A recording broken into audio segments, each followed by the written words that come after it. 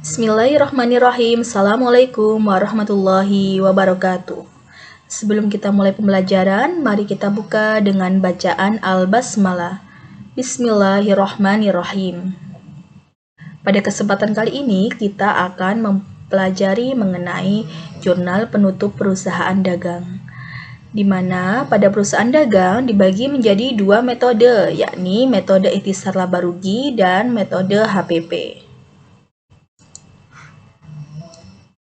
Jurnal penutup merupakan jurnal yang dibuat pada akhir periode akuntansi dengan memindahkan akun nominal pada akun real atau akun permanen.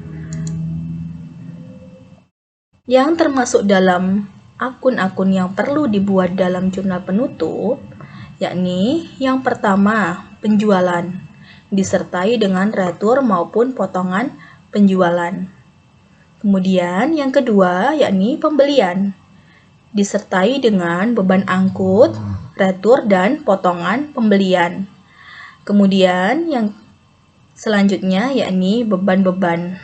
Nah, beban-beban di sini terdiri dari berbagai macam beban, yang mana misalnya beban air, beban listrik, beban keamanan, dan lain sebagainya. Kemudian, akun laba atau rugi perusahaan dilihat dari mana? Dari sisi debit maupun sisi kredit. Dan yang terakhir yaitu akun prive. Bagaimana cara kita menyusun jurnal penutup perusahaan dagang dengan menggunakan metode ikhtisar laba rugi? Langkah yang pertama, menutup akun penjualan, retur penjualan, dan potongan penjualan.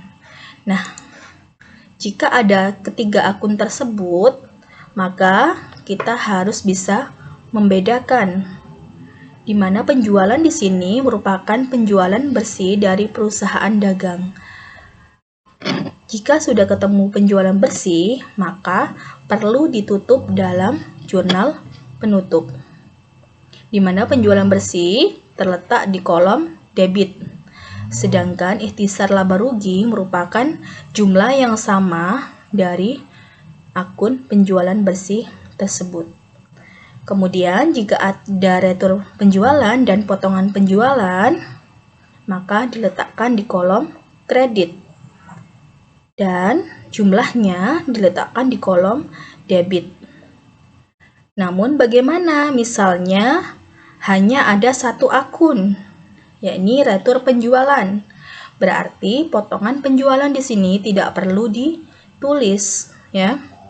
Jadi yang ada pada soal-soal tersebut saja yang perlu dicantumkan. Sampai di sini bisa dipahami? Baik, saya lanjutkan. Untuk yang kedua, menutup akun pembelian dan beban pembelian. Jika ada pembelian maupun beban angkut pembelian, ya, maka letaknya ada di kolom kredit. Nah, jika ada keduanya, maka harus dijumlahkan terlebih dahulu dan ditutup di kolom debit dengan keterangan akun ikhtisar laba rugi. Selanjutnya, yang ketiga, menutup akun retur pembelian dan potongan pembelian. Nah, jika ada retur maupun potongan pembelian, maka letaknya itu adalah kebalikan dari pembelian dan beban angkut pembelian. Kalau ada pembelian dan beban angkut pembelian, terletak di sebelah kredit. Namun, jika ada retur maupun potongan pembelian, terletak di sebelah debit. Dan kemudian, jika ada keduanya, maka harus dijumlahkan dan diletakkan di kolom kredit sebagai jurnal penutup. Dengan keterangan di sini merupakan ikhtisar laba rugi. Kemudian, yang keempat, menutup akun beban operasional. Ya. Jika ada beban baik itu beban air, beban listrik, dan lain-lain, maka harus dijumlahkan semua di dalam kolom kredit. Jika sudah, maka ditutup di kolom debit dengan akun ikhtisar laba rugi. Kemudian, yang kelima, menutup akun ikhtisar laba rugi.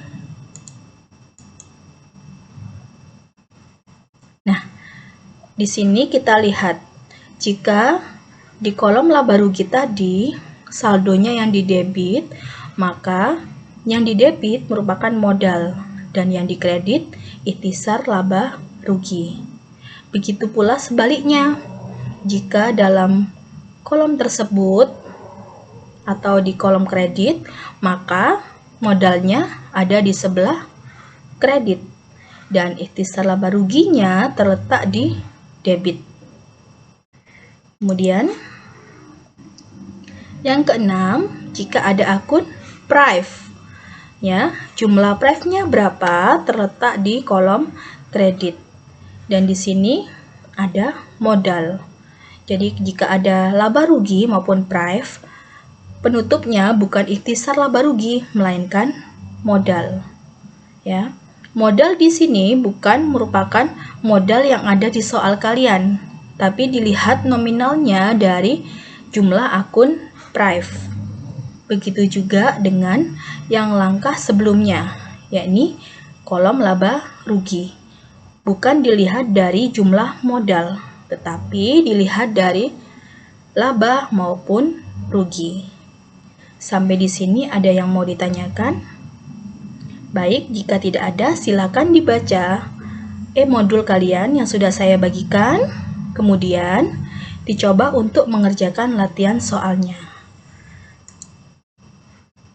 Terima kasih, saya akhiri. Wassalamualaikum warahmatullahi wabarakatuh.